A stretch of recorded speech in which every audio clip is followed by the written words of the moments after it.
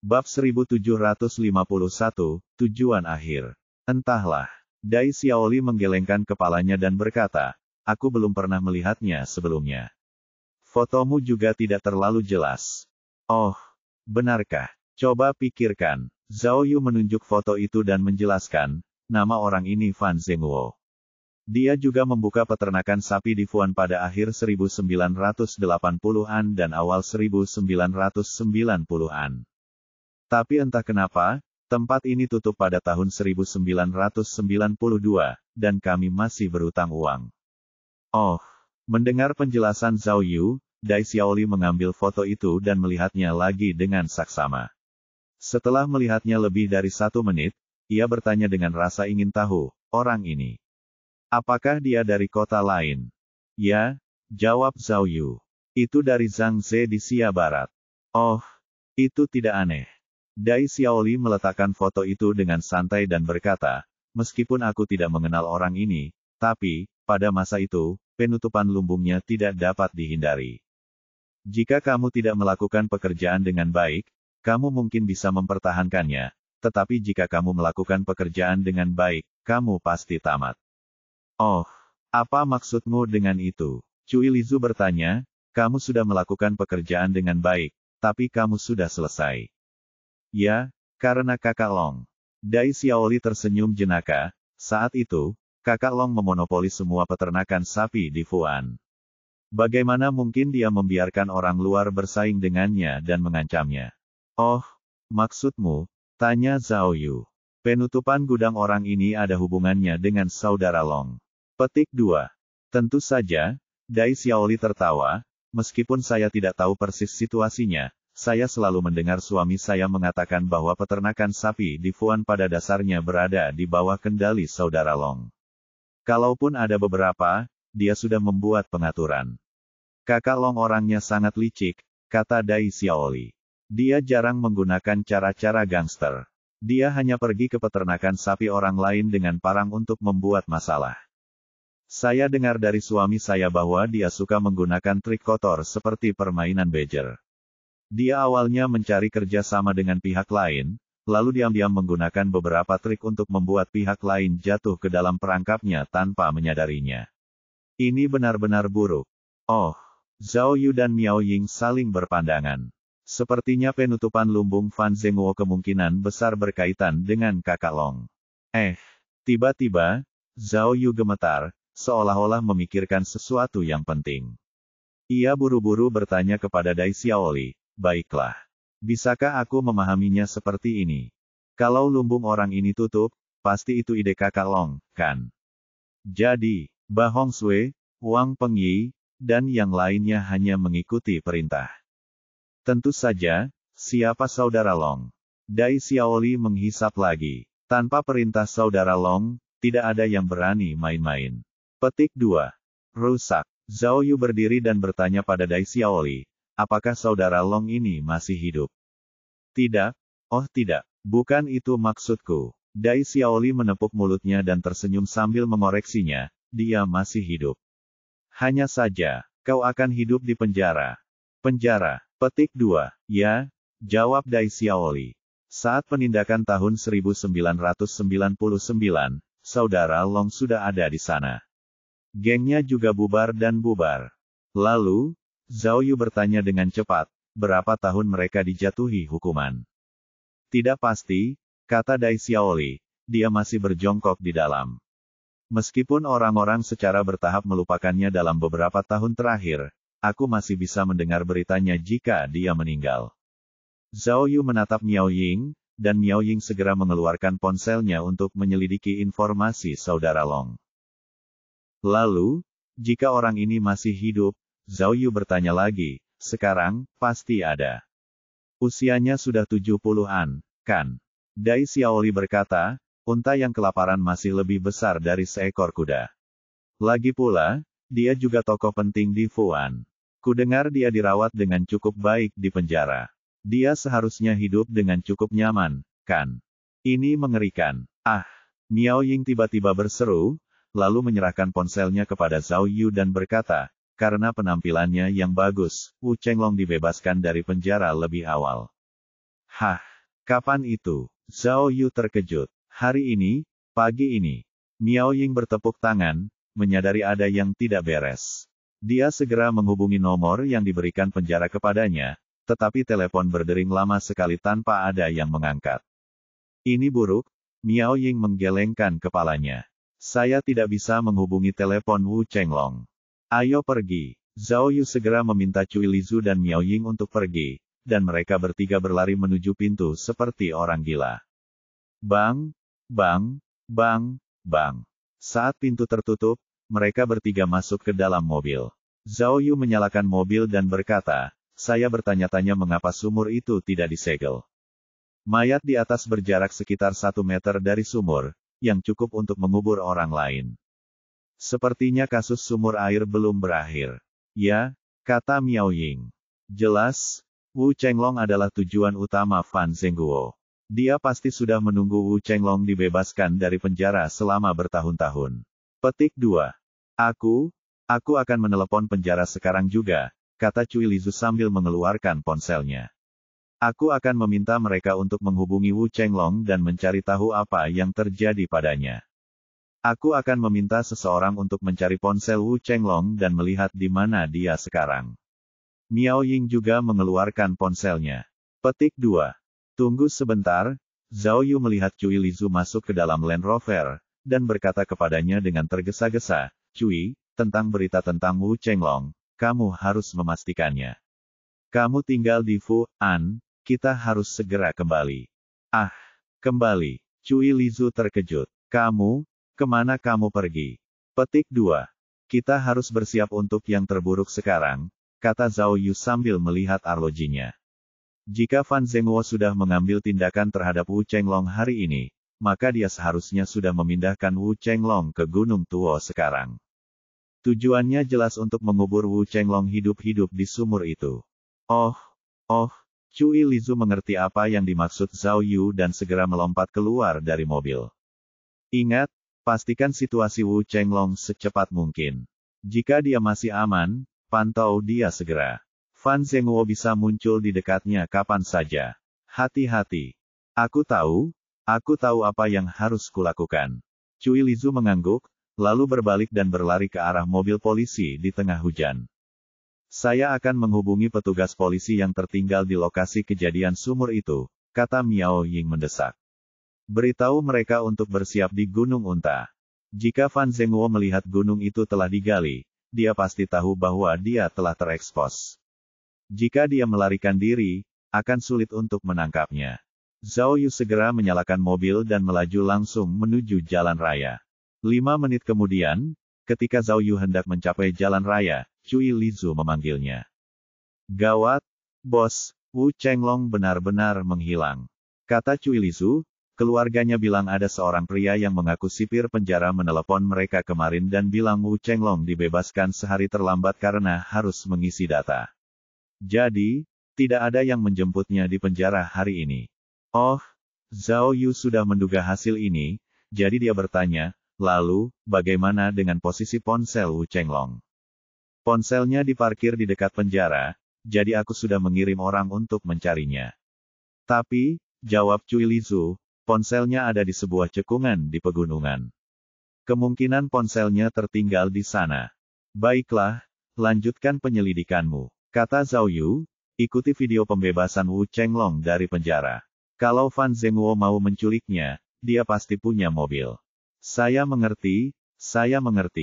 Setelah menutup telepon, Zhao Yu langsung menginjak gas dan melaju ke jalan raya. Bab 1752, Bab 1751 tidak sabar. Land Rover itu secepat kilat, menerobos air bagai anak panah. Ya, aku tahu sedang hujan, Miao Ying, yang duduk di kursi penumpang depan, masih memberikan tugas di telepon. Tapi, kamu harus menjaga semua posisi di dekat lereng bukit. Sudah lama sekali, pembunuhnya bisa muncul kapan saja. Dan bahkan tidak harus datang dari arah manapun. Setelah menutup telepon, Miao Ying menggerutu dan berkata kepada Zhao Yu, karena hujan hari ini, tidak banyak orang yang tersisa di TKP. Saya khawatir, dia melihat arlojinya. Pada saat ini, Fan Zhenguo sudah pergi ke tempat kejadian dan melarikan diri. Tidak, mata Zhao Yu tegas saat ia berkata, kita masih punya kesempatan. Meskipun jauh di dalam pegunungan dan hutan tua, bagaimanapun juga itu adalah cagar alam, dan ada penjaga hutan yang berpatroli. Jadi, demi keselamatannya, Fan Zhenguo mungkin menunggu hingga gelap sebelum memasuki gunung.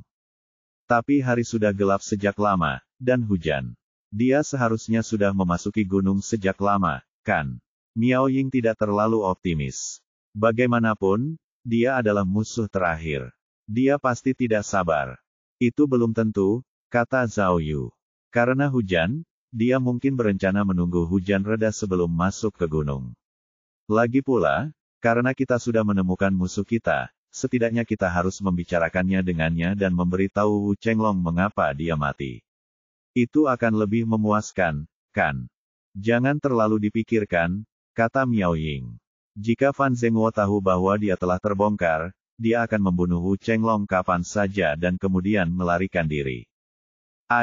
Petik 2. Zhao Yu mendesah pelan. Dulu, dia tidak akan peduli dengan hal ini dan akan berpikir bahwa karena Wu Chenglong adalah orang jahat, dia pantas mendapatkan akhir seperti itu.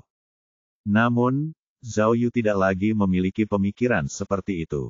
Menurutnya, apapun yang terjadi di masa lalu, siapapun yang benar atau salah, Fan Zhenguo adalah tersangka utama pembunuhan 4 orang. Apapun hasil akhirnya, dia harus menangkap Fan Zhenguo dan menyeretnya ke pengadilan. Lalu, Zhao Yu menginjak pedal gas dan menambah kecepatan, terus melaju ke arah Tuosan. Setengah jam kemudian, Cui Lizu menelepon Zhao Yu untuk kedua kalinya dan melaporkan 2 hal kepadanya. Pertama, ponsel Wu Chenglong telah ditemukan. Seperti dugaan, ponsel itu ditinggalkan di lembah. Kedua, melalui rekaman video pengawasan di depan gerbang penjara, kita bisa melihat sebuah mobil van hitam menjemput Wu Chenglong yang baru saja dibebaskan dari penjara. Sepertinya masalahnya ada pada mobil itu. Zhao Yu bertanya dengan cepat, apakah kamu melihat nomor plat mobil itu? Saya sudah memeriksa, ini adalah satu set kartu. Cui Lizu berkata, saya akan mengirim seseorang untuk menghubungi Departemen Lalu Lintas untuk menyelidiki arah mobil ini. Oke, kirimi aku tangkapan layar mobilnya, kata Zhao Yu. Cepat dan periksa. Cui kecil, tunggu sebentar. Miao Ying tiba-tiba mengambil telepon dan berkata kepada Cui Lizu, orang yang menelepon keluarga Wu Chenglong seharusnya adalah Fan Zhenguo. Periksa sumber panggilan dan lihat apakah Anda dapat menemukan gambar tersangka atau petunjuk lainnya. Oh, Cui Lizu setuju. Petik 2. Dan, Miao Ying menambahkan, Wu Chenglong pasti sudah ke penjara, dan jika kamu memeriksa rekaman video sebelumnya. Baiklah, baiklah. Setelah Cui Lizu setuju, dia akhirnya menutup telepon. Sepertinya, Zhao Yu berkata, Fan Zhenguo berpura-pura menjadi teman yang menjemput Wu Chenglong dan menipunya agar masuk ke dalam mobil. Wu Chenglong sekarang sudah tua, 70-an. Bagi Fan Zhenguo, dia relatif mudah dihadapi. Kemudian, Zhao Yu memeriksa teleponnya dan melihat bahwa gambar yang dikirim Cui Lizu kepadanya adalah mobil hitam yang melaju di planet biduk. Tidak apa-apa, Zhao Yu menunjukkan gambar itu kepada Miao Ying dan berkata, bintang biduk sebagian besar berwarna biru, dan hanya ada sedikit yang berwarna hitam. Dengan cara ini, kita mungkin bisa menghemat waktu. Miao Ying mengangguk. Kurasa mereka harus fokus ke jalan raya. Hari ini hujan, jadi jelas tidak nyaman untuk berjalan kaki. Tidak, kata Zhao Yu sambil mengemudi dengan serius. Hujan turun di malam hari, jadi tidak apa-apa di siang hari. Namun, saya sudah melakukan penelitian sebelumnya, dan karena kita harus menyeberangi pegunungan Qinling, hanya ada satu jalan raya yang memungkinkan dari Fu An ke Luolong. Jadi, aku harus memberitahu Cui Lizu untuk memeriksa rekaman video pengawasan di pintu masuk jalan raya. Miao Ying melirik Zhao Yu, lalu dengan cepat mengirim pesan kepada Cui Lizu. Saya pikir Fan Zhenguo pasti mengambil jalan raya, tapi, Zhao Yu mengerutkan kening dan berkata, setelah mencapai Luolong, ada banyak cara untuk memasuki gunung. Saya khawatir, akan sulit bagi kita untuk mengetahui jalan mana yang dia ambil. Petik 2. Jika itu kita, kata Miao Ying, kita pasti akan pergi ke pos perlindungan hutan terlebih dahulu, lalu pindah ke kuda dari sana sebelum kita bisa sampai ke tempat kejadian perkara. Ini seharusnya rute terpendek, kan? Petik 2. Benar, kata Zhao Yu, karena itu, Fan Zhenguo pasti tidak akan memilih stasiun perlindungan hutan. Tapi, kita harus memutar rute lain. Artinya, mata Miao Ying dipenuhi harapan. Kita mungkin masih punya kesempatan. Petik 2. Tapi, untuk amannya, kata Zhao Yu kepada Miao Ying, cepat beritahu pos perlindungan hutan untuk mengirim lebih banyak orang ke pegunungan untuk mencari Fan Zhenguo. Stasiun perlindungan hutan memiliki tim penyelamat profesional. Dengan mereka, akan lebih baik daripada polisi. Petik 2. Tapi, Miao Ying berada dalam posisi yang sulit. Apakah benar-benar tidak apa-apa mengirim semua orang keluar? Jika mereka secara tidak sengaja memberitahu musuh dan membiarkan Fan Zhenguo bersembunyi, maka lagi pula, itu tidak baik untuk Wu Chenglong, kan? Meong-meong, Zhao Yu menggelengkan kepalanya dan berkata, Fan Zhenguo dan Wu Chenglong memiliki kebencian yang mendalam. Dia ditakdirkan untuk tidak menginginkan Wu Chenglong hidup. Demi Wu Chenglong, kita akan mati apapun yang terjadi. Mengapa kita tidak bertaruh? Kita akan memiliki kesempatan yang lebih baik. Oh oke. Miao Ying mengangkat teleponnya dan menghubungi pos perlindungan hutan. Petik 2. Meskipun tidak ada kilat atau guntur, hujan tetap saja semakin deras. Zhao Yu tiba-tiba punya firasat buruk. Ia tidak tahu apakah hujan akan memengaruhi arah penangkapan Fan Zhenguo hari ini. Setengah jam kemudian, Zhao Yu telah tiba di perbatasan Kabupaten Luolong. Cui Lizu akhirnya meneleponnya lagi. Bos, kami sudah menemukannya, kata Cui Lizu cepat. Bintang biduk yang mencurigakan itu memang masuk ke jalan tol pukul 11:03 pagi. Sial, Wu Chenglong dibebaskan pukul 10:15, kata Zhao Yu. Dia sampai di jalan raya pukul 11, yang berarti Fan Zhenguo tidak membuang waktu.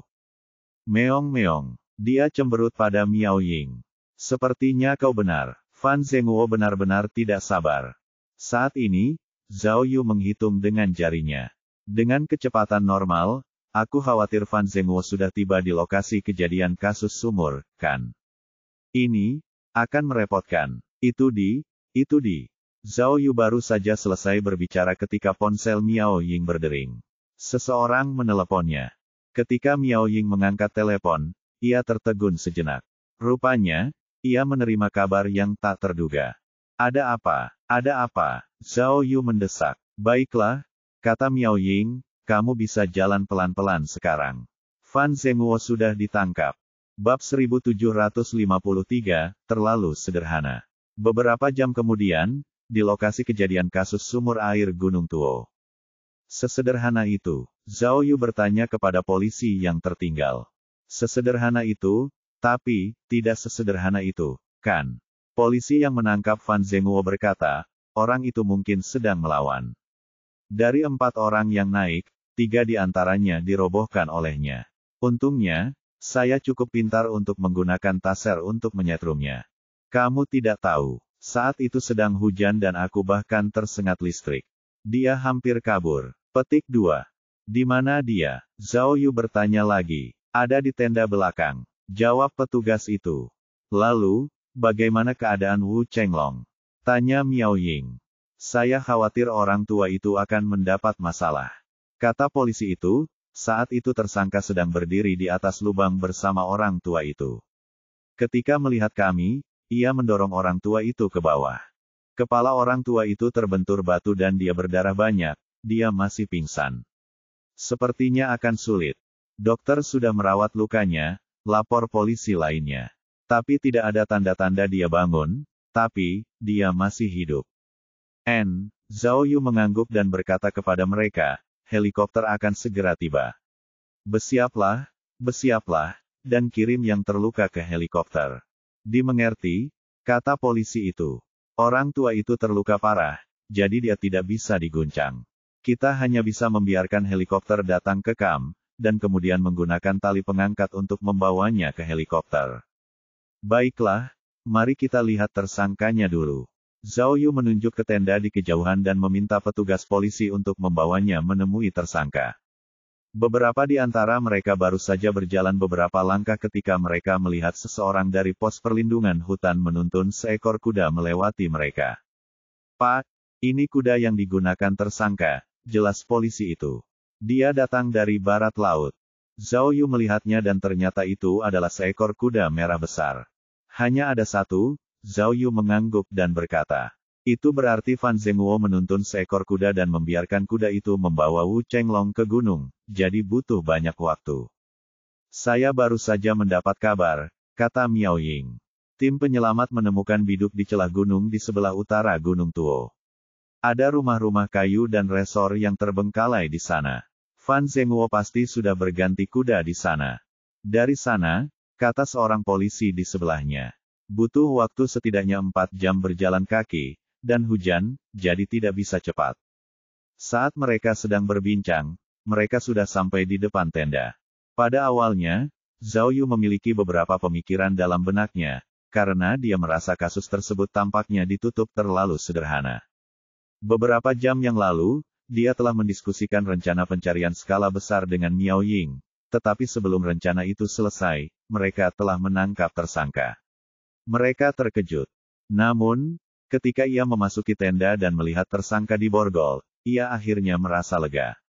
Tersangka di depannya tidak diragukan lagi adalah Fan Zhenguo. Meskipun dia sudah tua, penampilannya tidak banyak berubah, dan dia bisa dikenali hanya dengan sekali pandang. Pada saat ini, Fan Zhenguo sedang berjongkok di tanah dengan lesu. Tubuhnya tertutup lumpur dan hujan, dan dia tampak sangat malu. "Tuan," kata seorang petugas polisi yang bertugas menjaga tempat itu kepada Zhao Yu, mulut orang ini sangat rapat. Dia tidak bersuara sejak tiba, dan dia tidak mau bicara apapun yang kami tanyakan. "Baiklah, serahkan padaku." Zhao Yu meminta polisi lainnya untuk pergi dan masuk ke dalam tenda bersama Miao Ying. Mereka mendatangi tersangka. "Fan Zhenguo, karena kami sudah menangkapmu," kata Zhao Yu dengan tenang, "apakah kamu masih berpikir bahwa kami tidak tahu apa-apa tentang kejahatanmu?" Tersangka mengangkat kepalanya dan menatap Zhao Yu. Matanya jelas dipenuhi dengan keterkejutan, seolah-olah dia tidak menyangka polisi mengetahui namanya. "Saya sangat bingung," kata Zhao Yu. "Karena Wu Chenglong dan gerombolannya telah membunuh keluargamu, mengapa kamu menunggu hingga hampir 30 tahun kemudian untuk membalas dendam? Meskipun Wu Chenglong ada di penjara, keempat orang lainnya tampaknya tidak sulit dibunuh, kan?" Kali ini, tersangka bahkan lebih terkejut. Dia membuka mulutnya seolah ingin mengatakan sesuatu, tetapi pada akhirnya, dia menahannya. Petik 2. Masih berpura-pura. Zhao Yu menggelengkan kepalanya. "Apa yang masih kau coba lawan? Wu Chenglong juga sudah mati, dan kau sudah membalas dendam. Apakah ada sesuatu yang tak bisa kau lepaskan?" Wajah tersangka berubah lebih buruk lagi. Meskipun perkataan Zhao Yu tidak benar, dia punya motif. Meskipun Fan Zhenguo telah ditangkap, mereka tidak bisa memastikan apakah Fan Zhenguo akan mengakui kejahatannya. Sebaiknya manfaatkan kesempatan ini untuk bertindak selagi masih ada kesempatan. Pada saat ini, Miao Ying datang dan mengambil cetakan dari tas, dan mengumpulkan sidik jari dan telapak tangan Fan Zhenguo. "Bagaimana?" Zhao Yu menunjuk keluar tenda dan berkata kepada Fan Zhenguo, "Lihat, kita sudah menggali kuil Dewa Gunung, kan? Apakah kamu tidak penasaran sama sekali apakah kami berhasil menggali keluargamu?" Petik 2. Mendengar ini, Fan Zhenguo akhirnya gemetar dan bertanya kepada Zhao Yu, mereka menggalinya." Aku menggalinya." Saat dia berbicara, mata Fan Zhenguo tidak fokus, dan air mata tidak bisa tidak mengalir. Ba Hongsui, Wang Pengyi, Qi Muge, Peng Wendiao, dan Wu Chenglong, Zhao Yu bertanya, mengikuti rutinitas polisi seperti biasa, "Apakah kamu orang yang membunuh mereka semua?" Petik 2. Fan Zhenguo bergumam pada dirinya sendiri sejenak. Matanya tiba-tiba berkilat marah saat ia berkata dengan penuh kebencian, "Mereka semua pantas mati. Kalau bukan karena mereka, keluargaku tidak akan mati. Aku tidak akan mati." Dalam kegembiraannya, air mata Fan Zhenguo mengalir deras seperti mata air dan dia gemetar.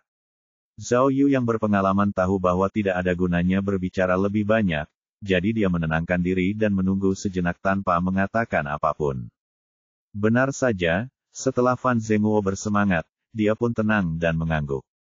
Aku membunuh mereka semua, tapi aku belum puas karena belum mengubur bajingan Wu Chenglong itu hidup-hidup dengan tanganku sendiri. Mendengar Fan Zhenguo mengaku bersalah, Zhao Yu dan Miao Ying merasa lega. Sepertinya penyelidikan mereka sebelumnya tidak salah. Pembunuh sebenarnya dalam kasus sumur itu tidak diragukan lagi adalah Fan Zhenguo, yang ada di depan mereka. Petugas polisi, Fan Zhenguo mengangkat kepalanya dan bertanya kepada Zhao Yu dengan memohon, "Keluargaku, apakah kamu benar-benar menggali semuanya? Di mana mereka? Bisakah aku melihat mereka?" Petik 2. Jangan khawatir, kata Zhao Yu dengan serius. Jelaskan semuanya kepada kami terlebih dahulu, dan kami akan membiarkanmu bertemu keluargamu. Fan Zhenguo menurunkan tubuhnya dan akhirnya mengungkapkan seluk-beluk kasus sumur air. Tanpa diduga, penyebab kasus ini persis seperti dugaan Zhao Yu. Kematian keluarga Fan Zhenguo ada hubungannya dengan Wu Chenglong. Lebih dari 30 tahun yang lalu, Fan Zhenguo pergi ke Kabupaten Fuan di Provinsi Mengxiang untuk membuka peternakan sapi. Dalam beberapa tahun pertama, ia memang menghasilkan banyak uang dan menikmati kehidupan yang gemilang. Kemudian, untuk memperluas skala, Fan Zhenguo meminjam uang dari Wu Chenglong atas nama Wang Pengyi. Namun, dia tidak tahu bahwa itu adalah jebakan. Tak lama setelah ia meminjam uang, banyak sapi sakit muncul di peternakannya, yang menyebabkan kesenjangan serius dalam rantai modalnya. Akhirnya, hal itu menyebabkan kebangkrutan dan ia berutang kepada Wu Chenglong sebesar 200.000 yuan. 200.000 yuan tidak diragukan lagi merupakan jumlah uang yang sangat besar pada masa itu. Fan Zhenguo tidak punya pilihan selain menjual peternakan sapinya dengan harga murah dan melarikan diri kembali ke kampung halamannya, Kabupaten Luolong. Namun, Wu Chenglong tidak melepaskannya. Sebaliknya, ia mengumpulkan Ba Hongsui, Qi Muge, dan Peng Wenbiao, lalu mengejar mereka sampai ke kampung halaman Zhenguo. Bab 1754, tak termaafkan. Ketiga orang itu berandalan, kenang penggemar Zhenguo dengan pedih. Mereka menyerbu ke rumah saya dan tidak hanya memukul saya, tetapi juga ayah saya. Mereka menghancurkan barang-barangku. Mereka mengecat dinding dengan warna merah. Dia bahkan bilang kalau aku tidak mengembalikan uangnya, dia akan mengambil istriku dan menjadikannya seorang wanita. Fan Zhenguo mengepalkan tangannya. Hari itu, aku mengalami momen tergelap dalam hidupku dan menderita penghinaan yang belum pernah terjadi sebelumnya. Mereka tidak mau melepaskannya. Mereka menyentuh istri saya dan menakuti anak itu hingga menangis. Saya terus memohon kepada mereka sampai saya setuju untuk menjual rumah saya. Baru setelah itu mereka setuju untuk memberi saya waktu beberapa hari lagi. Tapi, rumahku tidak bernilai banyak, belum lagi orang-orang di rumah tua itu tidak kekurangan rumah, jadi tidak ada yang akan membelinya. Sejak saat itu, seluruh keluarga saya ketakutan setengah mati. Kami pergi meminjam uang dari kerabat dan teman, tetapi dunia terasa dingin. Ketika saya baik-baik saja, mereka semua mengerumuni keluarga saya, tetapi ketika saya meminta bantuan mereka, tidak banyak yang mau membantu kami. Namun, ada banyak orang miskin di kampung halaman saya. Saya tahu bahwa bahkan jika semua kerabat saya meminjamkan saya uang, saya tidak akan mampu melunasi semua utang itu. Kemudian, kami takut ketiga penjahat itu akan datang ke rumah kami lagi. Jadi ayah saya punya ide untuk membiarkan seluruh keluarga bersembunyi di pegunungan. Nenek moyang saya semuanya pemburu, dan ayah saya tumbuh di pegunungan, jadi dia punya kemampuan berburu. Kalau kami pergi ke pegunungan, kami tidak akan mati kelaparan meskipun kami akan mengalami masa-masa sulit. Pada akhirnya, kami benar-benar tidak punya pilihan lain, jadi kami mendengarkan saran ayah. Kami hanya mengemasi barang-barang kami dan menyelinap keluar rumah dan menuju pegunungan pada malam yang gelap. Ayah saya akrab dengan daerah pegunungan Unta. Dia tahu ada kuil Dewa Gunung jauh di dalam pegunungan tempat kami tinggal. Jadi, keluarga kami bersembunyi di sana. Saat itu, kami tinggal di pegunungan selama hampir setengah bulan, kata Fan Zhenguo. Meskipun sulit, kami tidak lagi begitu khawatir. Saat itu, ayahku pergi berburu, aku dan anakku pergi memancing, dan istriku mencoba menggali beberapa sayuran dan buah-buahan liar. Karena kuil Dewa Gunung sudah rusak selama bertahun-tahun, air hujan terus bocor saat hari-hari hujan. Ayahku bahkan secara khusus memperbaiki atapnya. Tapi, kami tidak pernah menyangka bahwa bencana sudah menunggu kami di sana. Hari itu, ada badai langka di pegunungan. Saat itu sore hari, tetapi langitnya gelap. Begitu gelapnya hingga menakutkan, Fan Zhenguo benar-benar tenggelam dalam ingatannya. Tubuhnya menegang karena gugup karena ingatan itu. Saat itu, saya sedang memancing di tepi sungai bersama putra saya. Ketika saya melihat hujan semakin deras, saya khawatir akan ada bahaya, jadi saya bergegas kembali ke kuil Dewa Gunung. Ketika kami kembali ke kuil, saya tiba-tiba teringat bahwa saya punya ikan kering dan pakaian di puncak gunung. Jadi saya membiarkan anak saya kembali ke kuil terlebih dahulu, dan saya pergi untuk mengambil pakaian dan ikan kering itu. Pada akhirnya, pupil mata Fan Zhenguo membesar, tangannya mengepal, dan dia berkata dengan sangat kesakitan, tanpa peringatan apapun, begitu tiba-tiba, seluruh lereng bukit runtuh. Aku bahkan tidak punya waktu untuk melihatnya sebelum kuil Dewa Gunung dihancurkan oleh gunung yang runtuh. Saat itu, saya juga terguling bersama reruntuhan bukit, dan separuh tubuh saya terkubur lumpur. Namun, saat itu pikiran saya sudah kosong, dan saya tidak tahu apa-apa. Mendengar ini, Zhao Yu dan Miao Ying saling berpandangan. Mereka akhirnya mengerti apa yang terjadi tahun itu. Tampaknya runtuhnya bukit itu merupakan bencana alam dan bukan buatan manusia. Namun, meskipun runtuhnya kuil Dewa Gunung bukan buatan manusia, penyebabnya sangat terkait dengan Wu Chenglong dan yang lainnya. Aku tidak tahu bagaimana aku bisa bertahan hidup pada akhirnya. Dalam sekejap, akulah satu-satunya yang tersisa di keluarga kita. Mata Fan Zhenguo tampak linglung saat dia berkata dengan nada datar, ayahku telah tiada, istriku telah tiada, dan anakku telah meninggalkanku. Mereka semua terkubur di bawah bukit itu, bersama dengan kuil Dewa Gunung, mereka menghilang selamanya. Aku tidak akan bisa melihat mereka lagi. Petik 2. Fan Zhenguo gemetar saat menyeka air matanya. Ia sudah merasakan sakit yang luar biasa. Sejak saat itu, aku tidak lagi punya arti dalam hidup. Setelah beberapa saat, cahaya yang ganas tiba-tiba melintas di mata Fan Zhenguo. Namun, api balas dendam juga terbangun pada saat itu. Akhirnya aku sadar bahwa semua kemalanganku disebabkan oleh bajingan-bajingan itu.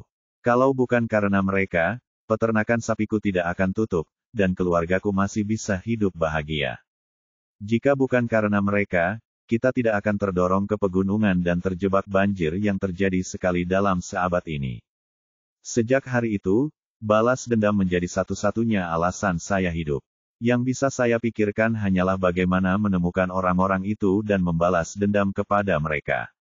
Petugas polisi, dia mengangkat kepalanya, menatap Zhao Yu, dan berkata, bukankah kau bertanya padaku mengapa butuh waktu hampir 30 tahun untuk melakukan tindakan? Biar kukatakan padamu, sebenarnya, Fan Zhenguo berkata dengan ekspresi rumit, setelah keluargaku meninggal di kuil, aku kembali ke Fu An sendirian untuk membalas dendam pada orang-orang itu. Saya sedang memegang pisau, saya hanya ingin membunuh mereka semua satu persatu secepat mungkin. Karena itu, setelah menemukan Peng Wenbiao, dia menghampirinya dan memberinya pisau. Namun, anak itu lebih kuat dariku dan memiliki pengalaman bertarung. Meskipun aku ditikam, dia memukuliku. Jika aku tidak menendangnya dan melarikan diri, aku akan ditangkap oleh mereka. Kemudian, aku ingin mencari Ba Hongxue dan Kimuge, kata Fan Zhenguo. Tetapi sebelum aku dapat menemukan mereka, aku tiba-tiba menemukan bahwa mereka sedang mencariku di seluruh kota. Setelah bertanya-tanya, akhirnya aku menyadari betapa kuatnya musuhku. Wu Chenglong adalah seorang tiran lokal. Dia kaya dan berkuasa. Dalam situasi seperti itu, membalas dendam padanya sama saja dengan mencari kematian. Saya tidak punya pilihan selain meninggalkan Fu An untuk sementara waktu. Saya pergi ke tempat yang lebih jauh dari Meng Xiang dan menemukan peternakan untuk bekerja. Saat bekerja, saya mulai melatih tubuh dan berlatih bela diri untuk memperkuat tubuh. Di saat yang sama, saya juga membaca buku dan mempelajari banyak teknik bertarung serta keterampilan lainnya. Aku tahu dengan tubuhku yang kurus, membunuh penjahat-penjahat itu untuk balas dendam tidaklah cukup. Jadi, aku memutuskan dan mulai memulihkan diri untuk mempersiapkan balas dendamku. Namun, kehendak Tuhan mempermalukan saya.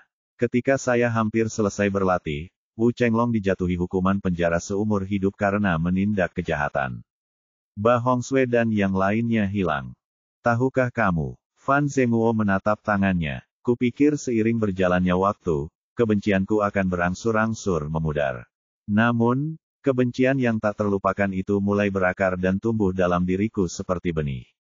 Setiap kali aku memejamkan mata, aku bisa membayangkan malam ketika ayah, istri, dan anak-anakku meninggal dengan menyedihkan. Saat itu, aku bahkan punya keinginan untuk masuk penjara dengan sengaja dan membunuh Wu Chenglong itu. Tapi, saya tidak tahu banyak tentang kebijakan polisi. Saya takut jika saya masuk penjara yang salah, semua usaha saya akan sia-sia. Oleh karena itu, saya mulai mencari Ba Hongxue dan yang lainnya. Saya berencana untuk memulai dengan mereka. Siapa sangka, ketika saya mencoba mencari tahu keberadaan mereka, saya malah menemukan situasi baru. Ternyata wabah di peternakan sapi saya itu semua ulah Wang Pengyi, si penjual pakan ternak. Saya tidak menyangka dia dan Wu Chenglong bersekongkol. Pertama, mereka menghasut saya untuk berinvestasi dan memperluas skala produksi, tetapi kemudian mereka diam-diam membius ternak saya. Tujuan mereka adalah memaksaku ke jalan buntu dan kemudian membeli peternakan sapiku dengan harga murah. Fan Zhenguo mengepalkan tinjunya dengan marah. Orang-orang tercela ini, bagaimana aku bisa membiarkan mereka pergi? Bab 1755, Bab 1754 pasti ada akibat untuk setiap sebab. Setelah Wu Chenglong ditangkap, kecuali Wang Pengyi, semua orang tampaknya telah menghilang dari dunia ini, kenang Fan Zhenguo. Saya bisa saja membunuh Wang Pengyi, tetapi saya khawatir saya akan ditangkap oleh polisi jika saya membunuhnya, dan kemudian semua rencana balas dendam saya tidak akan mungkin terwujud. Jadi, aku menyelamatkan nyawanya dan mulai mencari keberadaan yang lain. Tapi aku tidak menyangka pencarian ini akan memakan waktu lebih dari 10 tahun. Baru setelah Peng Wenbiao kembali ke Fuan, aku menemukan keberadaan mereka lagi. Tapi, saat itu, suasana hatiku sudah berubah. Mata Fan Zhenguo dipenuhi kebencian. Aku tidak puas hanya dengan menusuk mereka sampai mati. Itu terlalu mudah bagi mereka. Aku ingin mereka merasakan sakitnya kematian tragis keluargaku. Aku ingin kian-kian mengubur mereka hidup-hidup. Petik 2. Mendengar ini, meskipun Zhao Yu dan Miao Ying sudah menduganya, mereka tetap terkejut melihat ekspresi garang Fan Zhenguo.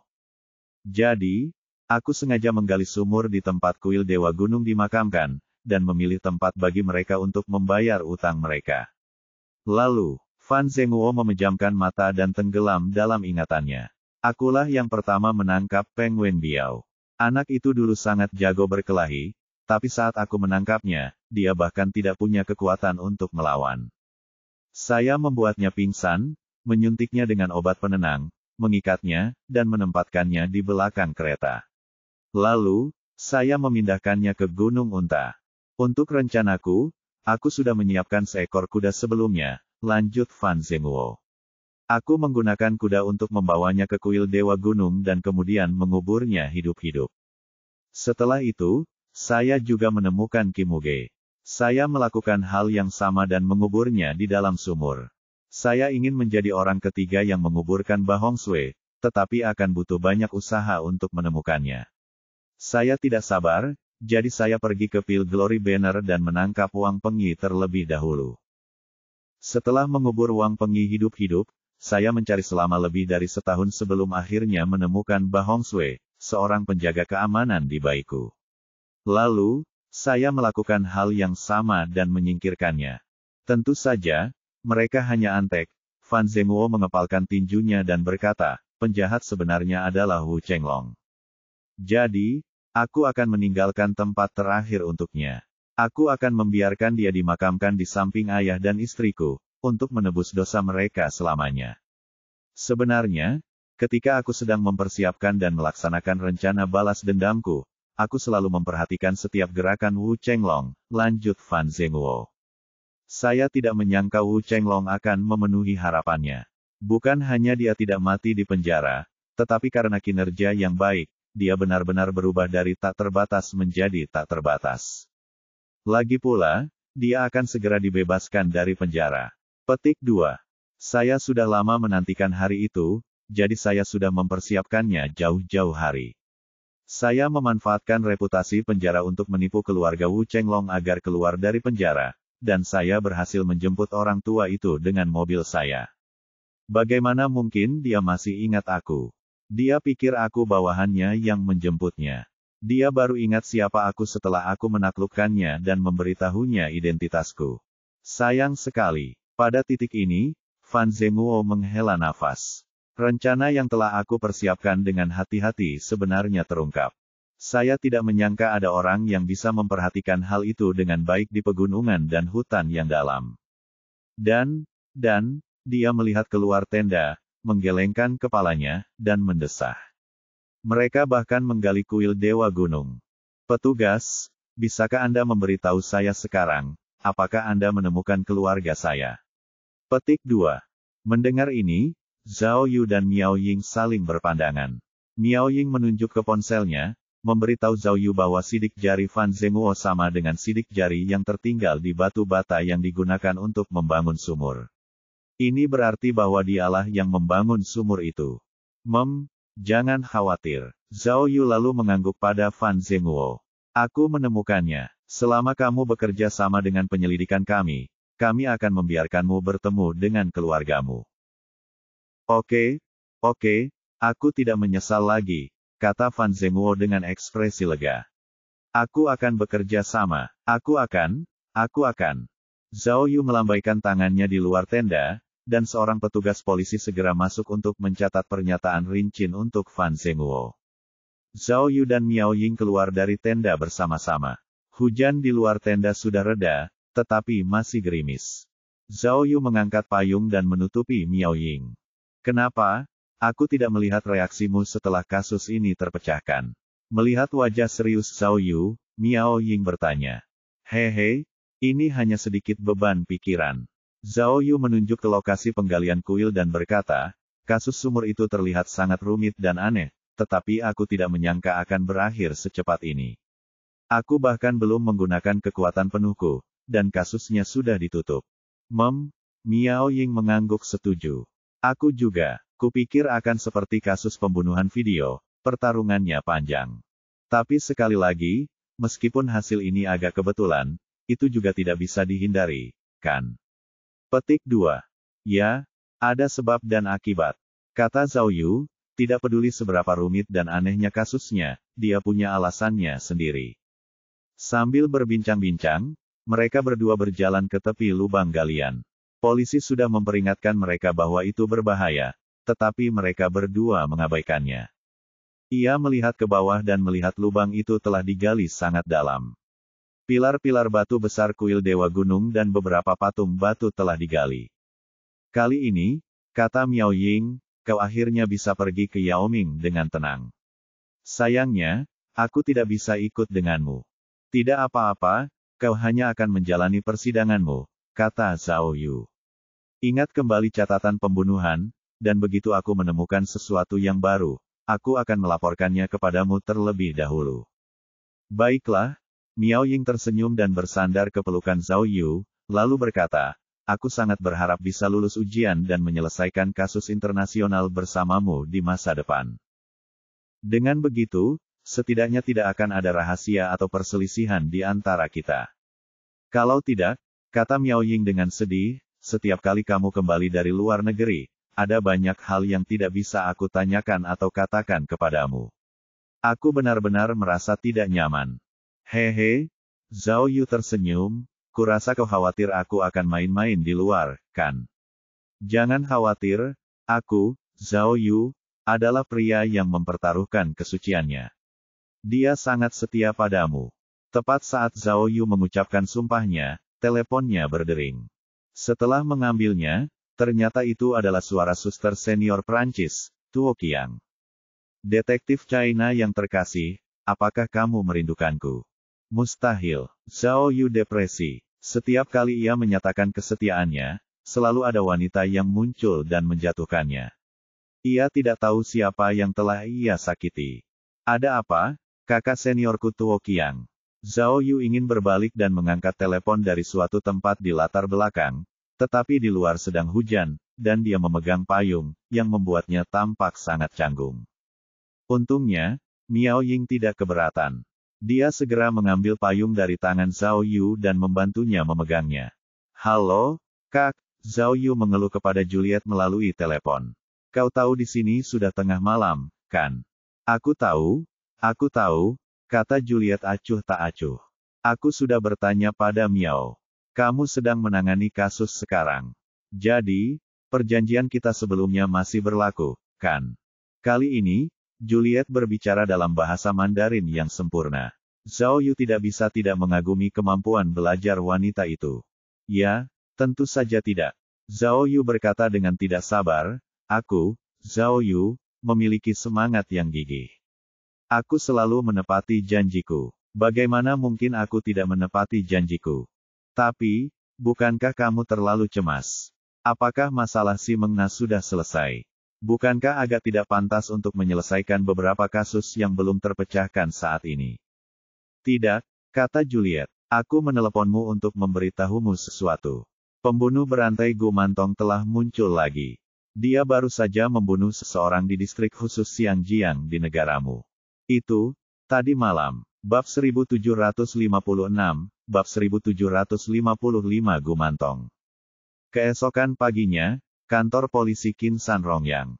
Zhao Yu menatap papan tulis, tenggelam dalam pikirannya. Ia melihat catatan penyelesaian petualangan ajaib kemarin, serta heksagram hari ini. Heksagram yang dibukanya kemarin tampak seperti heksagram Gen DUI, yang biasa saja. Karena ia telah memecahkan kasus sumur air, tingkat penyelesaiannya mencapai 571%, dan ia telah menerima 15 poin sebagai hadiah, serta lebih dari 4.000 poin. Tentu saja, Zhao Yu menyesalinya. Jika dia tahu bahwa dia bisa mencapai tingkat penyelesaian yang tinggi, dia akan mempertaruhkan poin dan perangkatnya terlebih dahulu. Mendesah. Dia sungguh tidak beruntung. Dia benar-benar tidak menyangka bahwa kasus sumur itu akan terpecahkan begitu tiba-tiba.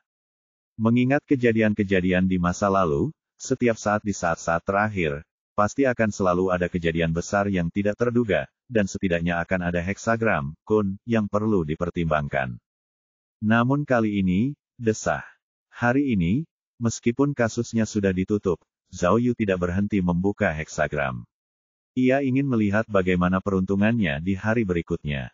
Pada akhirnya, puisi heksagram memberikan heksagram standar, Zengen, yang berarti statusnya akan ditingkatkan hari ini. Tentu saja, sebagai pemimpin kelompok investigasi khusus di divisi kriminal, karena dia telah memecahkan kasus besar, momen berikutnya tentu akan menjadi momen puncak dalam hidupnya. Sejak tadi malam, banyak pemimpin di semua tingkatan telah menelepon untuk memberi selamat kepada Zhao Yu atas kemenangannya, karena ia telah memecahkan kasus rumit yang belum terpecahkan dalam waktu yang singkat. Mengenai interaksi sosial semacam ini, Zhao Yu sedikit bimbang. Dia hanya ingin mencari tempat yang tenang untuk merencanakan rencana perjalanannya ke depannya. Saat ini, Wu Chenglong, yang kepalanya terbentur, masih dirawat di rumah sakit. Kondisinya sangat buruk. Meskipun telah melewati masa kritis, dokter mengatakan kemungkinannya untuk bangun sangat kecil. Ia bahkan bisa menjadi vegetatif. Pembunuh dalam kasus ini, Fan Zhenguo, juga telah mengaku bersalah. Melalui pengakuannya sendiri dan bukti-bukti lain, polisi telah membuktikan bahwa seluruh kasus sumur ini dilakukan oleh Fan Zhenguo sendiri dan bahwa ia tidak memiliki kaki tangan. Namun, sesuai dengan prinsip kemanusiaan, Zhao Yu tetap membiarkan Fan Zhenguo melihat tulang belulang keluarganya. Bisa dibayangkan ketika melihat tulang belulang orang-orang yang dicintainya yang telah lama terkubur, Fan Zhenguo akan meratap dan meratap dalam kesedihan. Seperti banyak kasus lain yang belum terpecahkan, ada banyak penyebab dan akibat yang belum terselesaikan dalam kasus ini. Namun, tidak dapat disangkal bahwa kejahatan asli yang disebabkan oleh Wu Chenglong dan kejahatan turunan yang disebabkan oleh balas dendam Fan Zhenguo adalah akar dari kasus ini. Tidak peduli siapa yang benar atau salah, seseorang harus bertanggung jawab atas tindakannya sendiri. Saya kembali, saat Zhao Yu meratap, Cui Lizu kembali ke kantor dengan gembira. Melihat Zhao Yu masih melihat papan tulis, dia langsung bertanya dengan mata terbelalak, "Bos, mengapa Anda masih melihat papan tulis? Mungkinkah, menurutmu ada hal lain yang lebih penting dalam kasus sumur air?" Tidak, Zhao Yu tidak tahu mengapa, tetapi setiap kali dia melihat Cui Lizu, dia merasa rileks, jadi dia langsung bercanda, "Aku hanya melihat bagaimana cara membagikan bonus."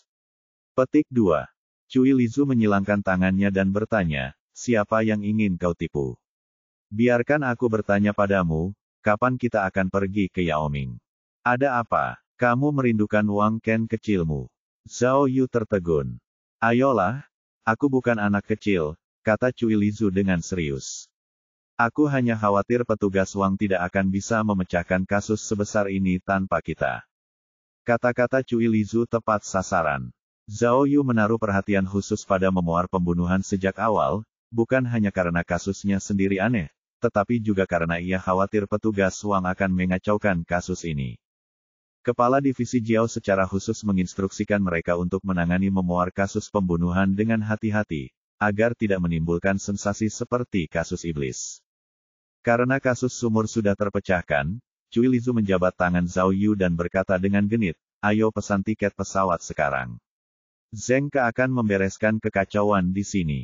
"Tidak," kata Zhao Yu sambil merentangkan tangannya. "Tidak mudah bagiku untuk pulang. Aku harus pulang untuk menemui orang tuaku, kan? Lagi pula, kita baru saja menangkapnya," kata Zhao Yu. "Kenapa kita tidak menunggu sampai kita sampai ke dasar sebelum kita pergi?" "Oh," Cui Lizu jelas sedikit kecewa. "Bagaimana kalau begini?" saran Zhao Yu. "Kamu pergi ke Yaoming dulu dan bertemu Wang Ken." Cui Lizu berpikir sejenak, lalu mengangguk dan berkata, "Baiklah, kalau begitu aku akan pergi dulu setelah pesta perayaan ini." "Baiklah, kalau begitu kita sepakat." Zhao Yu mengambil kesempatan itu untuk menggaruk hidung Cui. Zhao Yu sibuk menutup kasus dan melapor kepada atasannya sepanjang hari. Setelah semuanya beres, pada pukul 8 malam, semua petugas polisi yang terlibat dalam kasus tersebut berkumpul dan mengadakan pesta perayaan yang cukup besar. Pada jamuan makan, anggota kelompok investigasi khusus dan detektif polisi dari cabang Rongyang minum dan mengobrol dengan riang.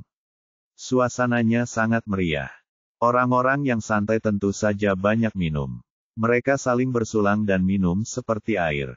Zhao Yu secara alami adalah tokoh utama dari seluruh perjamuan, jadi dia tidak bisa mengurangi minumnya. Biasanya, Zhao Yu akan minum sepuasnya dengan semua orang, tapi hari ini, dia diam-diam menggunakan pengganggu alkohol. Meskipun dia bersenang-senang minum, alkoholnya sudah larut, dan dia masih dalam keadaan sadar. Sudah lewat pukul 11 malam ketika jamuan makan berakhir. Awalnya, Zhang Yaohui dan yang lainnya ingin mengajak Zhao Yu keluar untuk putaran kedua, tetapi Zhao Yu berkata ia lelah dan menolaknya. Kemudian, Zhao Yu dan Miao Ying kembali ke hotel untuk mandi dan beristirahat. Meskipun Miao Ying tidak banyak minum hari ini, dia sudah berlarian selama 2 hari terakhir dan sangat lelah. Dia tertidur tak lama setelah berbaring di tempat tidur. Namun, meskipun Zhao Yu juga sangat lelah, dia memaksakan diri untuk tetap terjaga dan membuka informasi yang dikirim oleh kakak senior Tuo Qiang dari Perancis kepadanya. Informasi ini terkait dengan kasus pembunuhan Gu Mantong. Kasus pembunuhan Gu Mantong. Zhao Yu pertama kali mengetahui kasus ini ketika dia berada di sebuah salon detektif di Pulau Miracle. Pada saat itu, selain Miao Kun, beberapa orang lain juga telah menyinggung kasus tersebut. Dapat dilihat bahwa kasus tersebut memiliki dampak internasional yang besar. Selain itu, Di antara kasus-kasus Grimm yang belum terpecahkan di dunia, ada juga tempat untuk kasus pembunuhan Go Mantong. Namun, meskipun kasus ini diselimuti misteri karena Go Mantong, kasusnya tidak rumit. Sejak milenium, kasus pembunuhan serupa telah muncul di negara-negara Asia Tenggara. Para korban dicekik sampai mati di rumah mereka masing-masing, dengan Go Mantong di tangan mereka. Menurut statistik yang tidak lengkap, dalam 10 tahun dari milenium hingga 2010, terdapat lebih dari 20 pembunuhan Go Mantong di Thailand, Vietnam, Filipina, Indonesia, dan tempat-tempat lain. Setelah tahun 2010, meskipun pembunuhnya tidak berhenti, frekuensi kejahatan menurun secara signifikan, dan hanya 5 kasus yang terjadi. Dan setelah tahun 2015, kasus itu menghilang dan tidak pernah terjadi lagi. Oleh karena itu, Grimm pernah berspekulasi dalam bukunya bahwa pembunuh kambing ini sudah tidak hidup lagi. Namun, dia tidak pernah menyangka bahwa kasus pembunuhan Go Mantong akan muncul lagi kemarin. Terlebih lagi, itu terjadi di distrik khusus Xinjiang di Tiongkok. Bab 1757, Bab 1756 variasi. Tonggoman adalah benda suci dari Asia Tenggara. Terbuat dari berbagai bahan agar menyerupai anak kecil, dan diberkati oleh biksu atau penyihir terkemuka. Mengadopsi Go Mantong seperti mengadopsi anak. Ia bisa menjadi roh pelindung tuannya dan membantu tuannya dalam segala hal, membawa keberuntungan. Di Asia Tenggara, mengadopsi anak Goatman sangat populer. Namun, Go Mantong juga memiliki dua sisi. Beberapa orang percaya bahwa Go Mantong adalah mantra untuk mengendalikan hantu. Go Mantong dapat melindungi tuannya sekaligus menyerang orang lain, sehingga berbahaya. Selain itu, rambut dan abu bayi yang meninggal juga digunakan dalam produksi Go Mantong, yang membuatnya penuh misteri. Oleh karena itu, ketika kasus pembunuhan Go Mantong muncul, tentu saja hal itu menimbulkan sensasi besar di wilayah setempat. Menurut catatan polisi, para korban pembunuhan memiliki kebiasaan menafkahi Go Mantong. Setelah mereka dibunuh, Go Mantong yang ada di tangan mereka adalah milik korban. Pembunuh misterius itu sangat berhati-hati. Sejak awal pembunuhan, ia tidak pernah meninggalkan jejak kaki, sidik jari, atau gambar apapun. Hal ini menyebabkan kasus pembunuhan Go Mantong dikenal sebagai kasus nomor 1 yang belum terpecahkan di Asia Tenggara. Ada yang menduga kalau pembunuh Go Mantong itu tidak sendirian, melainkan merupakan kelompok misterius. Ada pula yang meyakini bahwa dalam kasus ini ada kejadian supranatural, yang diakibatkan oleh kesalahan pendampingan Go Mantong. Setelah itu, selama lebih dari 10 tahun, kasus ini menjadi topik hangat di kalangan masyarakat. Namun, polisi telah mengerahkan banyak tenaga dan sumber daya untuk mengungkapnya, tetapi tidak membuahkan hasil. Meskipun Zhao Yu sangat sibuk, dia adalah detektif yang sensitif, jadi dia selalu memperhatikan kasus ini. Ketika dia senggang, dia akan memeriksa berkas-berkas kasus dan membuat beberapa tebakan. Namun, dia tidak pernah menyangka bahwa kasus pembunuhan Go Mantong akan muncul kembali setelah sekian tahun, dan itu sangat dekat dengannya. Tak heran Juliet meneleponnya larut malam untuk menyampaikan berita itu secara langsung. Karena kasus tersebut terjadi di distrik khusus Xinjiang, tentu saja dia berada dalam posisi yang unik untuk berpartisipasi dalam kasus tersebut dengan alasan membantu penyelidikan. Jadi, Juliet benar. Ini adalah kesempatan terbaik baginya untuk benar-benar terlibat dalam kasus kelas dunia yang belum terpecahkan. Jika dia benar-benar bisa mengungkap kebenaran kasus pembunuhan Go Mantong, popularitasnya pasti akan meroket, dan dia pasti akan dipromosikan menjadi detektif kelas dunia. Tapi, disinilah masalahnya. Miao Ying akan bergabung dengan pelatihan persidangan tim layanan khusus, dan Yao Ming masih memiliki memoir tentang kasus pembunuhan yang menunggunya. Jadi, pilihan apa yang harus dia buat saat ini? Haruskah dia pergi ke Yao Ming seperti yang direncanakan, atau haruskah dia mengajukan permohonan ke divisi kriminal untuk pergi ke Xinjiang? Menurut analisis Zhao Yu, jika dia melamar ke kepala divisi Jiao sekarang, para petinggi pasti akan menyetujuinya. Karena dari segi dampak kasus ini, tidak ada kasus lain yang dapat dibandingkan dengan kasus pembunuhan Go Mantong. Lagi pula, karena kasus ini melibatkan relik suci Asia Tenggara, para petinggi tentu tidak ingin menimbulkan kepanikan, jadi wajar saja jika Zhao Yu dikirim untuk membantu penyelidikan. Tapi, dalam kasus ini, memuar pembunuhan itu akan tanpa pemimpin. Jika dia dan Miao Ying tidak ada di sana, akankah tim investigasi khusus mampu memecahkan kasus ini? Namun, seperti pilihan awal, pembunuh dalam kasus pembunuhan memuar itu sudah ditangkap. Mengingat urgensi situasi, mereka tentu saja bisa menundanya. Begitulah, Zhao Yu terus memikirkan pertanyaan ini untuk waktu yang lama, lalu akhirnya berbaring di tempat tidur dan bersiap untuk tidur.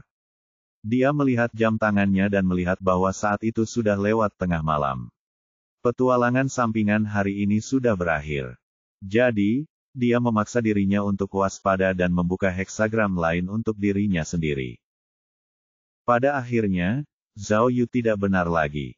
Sistem memberinya heksagram aneh, Gen Qian Kanzen.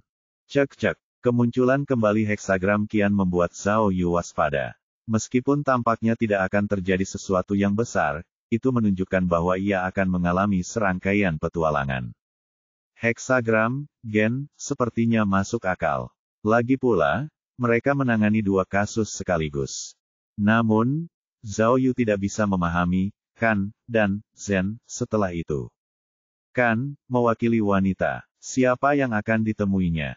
Meskipun, Zhen, melambangkan status, hanya dengan melihat sufiksnya saja, sudah cukup untuk melihat bahwa heksagram itu tidak sia-sia. Statusnya pasti akan mengalami fluktuasi besar. Cek. Zhao Yu menganalisisnya cukup lama, tetapi ia masih belum bisa menemukan inti permasalahannya. Lagi pula, segala sesuatu tentang masa depan masih belum diketahui. Namun, karena situasinya telah berubah, Zhao Yu tentu saja tidak bisa melewatkan kesempatan bagus ini. Kali ini, dia cukup berani bertaruh 2.400 poin dengan tingkat penyelesaian 600%. Jika petualangan sampingan dapat melampaui tingkat penyelesaian ini, dia akan mendapatkan puluhan ribu poin sebagai imbalannya.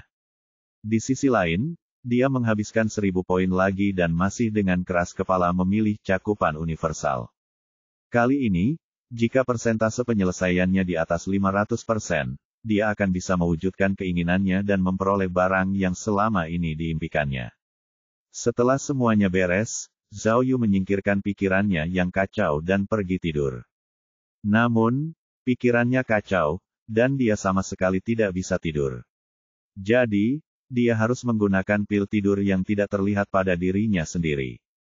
Keesokan paginya, Zhao Yu memanfaatkan kesempatan langka itu untuk berkendara kembali ke kampung halamannya bersama Miao Ying untuk mengunjungi orang tua dan kerabatnya. Dalam perjalanan, Zhao Yu masih memikirkan masalah kemarin. Dia sedang mempertimbangkan apakah dia harus melapor kepada kepala divisi Jiao hari ini. Atau, dia bisa bicara dengan ayah mertuanya dan meminta ide. Haruskah dia berpartisipasi dalam rekaman pembunuhan memori atau bergegas ke Xiangjiang untuk menyelesaikan kasus pembunuhan Gumantong? Hari itu, Miao Ying sepertinya telah membaca pikiran Zhao Yu, jadi dia bertanya dengan rasa ingin tahu, apa yang dikatakan wanita Prancis itu kepadamu? Reaksimu akhir-akhir ini tampak sedikit aneh. Ah, begitukah? Zhao Yu berpura-pura bodoh. Aku belum pernah melihatmu setenang itu di pesta perayaan. Kau tidak meniup terompetmu sendiri, juga tidak cerewet. Kau jelas-jelas sedang memikirkan sesuatu. Ini, dan perubahan dalam dirimu terjadi setelah panggilan itu. Apakah ada misi lain dari dinas rahasia? Tanya Miao Ying. Tidak, Zhao Yu merenung sejenak, merasa bahwa masalah mengenai Gumantong bukanlah sesuatu yang penting, jadi dia segera membuka mulutnya dan siap untuk memberitahu Miao Ying. Tepat pada saat kritis ini, ponsel Zhao Yu tiba-tiba berdering. Ketika dia membukanya, dia melihat bahwa itu adalah panggilan dari divisi kriminal. Zhao Yu tidak tahu apa yang terjadi, jadi dia mengangkat telepon dengan headset Bluetooth-nya. Suara kepala divisi Jiao terdengar. Zhao Yu, saya baru saja menerima pemberitahuan. Anda harus segera menutup kasus pembunuhan di sumur itu dan menyerahkannya kepada polisi setempat. Oh, Zhao Yu terkejut, dan jantungnya berdebar kencang. Ada apa? Apa ada masalah dengan Yao Ming? Tidak, kata kepala divisi Jiao dengan sungguh-sungguh, segera pimpin tim investigasi khususmu ke Xianjiang untuk memecahkan kasus penting. Astaga, tidak mungkin. Zhao Yu terkejut. Apakah itu Gu Mantong? Apa? Kepala divisi Jiao tercengang. Kau benar-benar berpengetahuan luas. Bagaimana kau tahu? Maksudmu, seluruh timku harus pergi? Tanya Zhao Yu. Benar. Kepala divisi Jiao berkata, kasus ini bukan masalah kecil, dan kamu dan timmu adalah kandidat terbaik untuk kasus ini. Bab 1758, mencari pembunuh di kota Xianjiang. Kali ini, giliran Miao Ying yang kehilangan akal sehatnya. Setelah bertemu dengan keluarga Zhao Yu, Miao Ying berada dalam kondisi yang sama seperti Zhao Yu sebelumnya.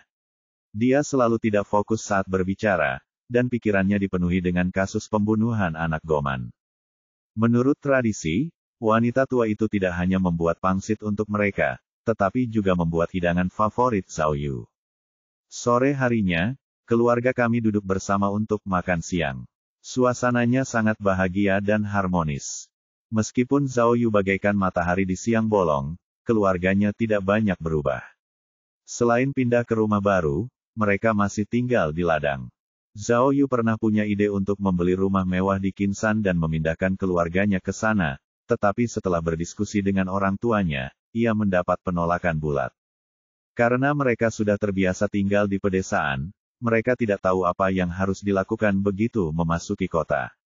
Oleh karena itu, Zhao Yu menghormati keinginan kedua tetua dan mengurungkan niatnya untuk membeli rumah. Kalau dipikir-pikir lagi, Daheng sudah bertambah berat badan lagi dan menjadi anjing besar yang gemuk. Namun, ia masih sangat dekat dengan Zhao Yu.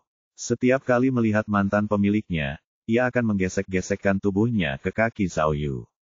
Awalnya, Zhao Yu berencana untuk tinggal di rumah seharian, tetapi sayangnya, dia memiliki tugas mendesak yang harus diselesaikan. Setelah makan siang, dia buru-buru berpamitan dengan keluarganya dan kembali ke Qinsan. Bagaimana kalau, Miao Ying ragu-ragu dan berkata, aku akan menghubungi ayahku dan memintanya untuk mengajukan cuti untukku, melihat apakah aku bisa menunda pelatihanku. Jangan, Zhao Yu sudah menduga niat Miao Ying, jadi dia segera menasihatinya, tidak mudah bagimu untuk mendapatkan kesempatan seperti itu, jadi jangan sia-siakan. Akan ada lebih banyak kasus di masa depan, tetapi kesempatan untuk pelatihan persidangan tidak akan diberikan kepada Anda sendiri. Kau benar, Miao Ying menggigit bibirnya dan berkata, aku tidak ingin menggunakan koneksi ayahku sejak awal. Aku tidak ingin meninggalkan kesan buruk pada dinas rahasia. Petik 2. Ya, Zhao Yu mencoba membujuknya lagi, tidak apa-apa, aku di sini. Kasus ini pasti akan terpecahkan. Jangan khawatir. Cek. Bukannya aku khawatir kau tidak bisa menyelesaikan kasus ini, kata Miao Ying dengan nada tertekan. Hanya saja aku sudah menunggu kasus internasional yang besar, dan sekarang aku malah melewatkannya. Tidak, kata Zhao Yu sambil tersenyum. Setelah kamu lulus ujian, aku akan membawamu memecahkan kasus yang lebih menakjubkan. Hanya itu jalannya. Miao Ying menggelengkan kepalanya tanpa daya. Itu artinya bahkan ingatan tentang pembunuhan itu harus ditunda. Petik 2. Tidak, kata Zhao Yu, karena kasus ini penting, divisi kriminal telah mengirim tim investigasi khusus lain ke Yaoming untuk memimpin penyelidikan. Secara teori, kami tidak ada hubungannya dengan kasus ini. Tapi, bukankah ini bagus? Miao Ying merenung sejenak, lalu berkata, lagi pula, kasus pembunuh ingatan ini sangat rumit. Investigasinya membutuhkan banyak tenaga, sumber daya, dan energi. Tidak bisa diselesaikan dalam semalam. Seperti yang kau bilang, setidaknya, pembunuhnya sudah ditangkap. Tinggal penyelidikan rumit dan pengumpulan bukti yang tersisa. Kau mungkin tidak menyukainya. Apa yang kau katakan memang masuk akal, kata Zhao Yu. Tapi aku masih merasa ada yang salah dengan kasus ini. Aku selalu ingin menyelidikinya sendiri. Sepertinya kita harus mengutamakan kasus internasional.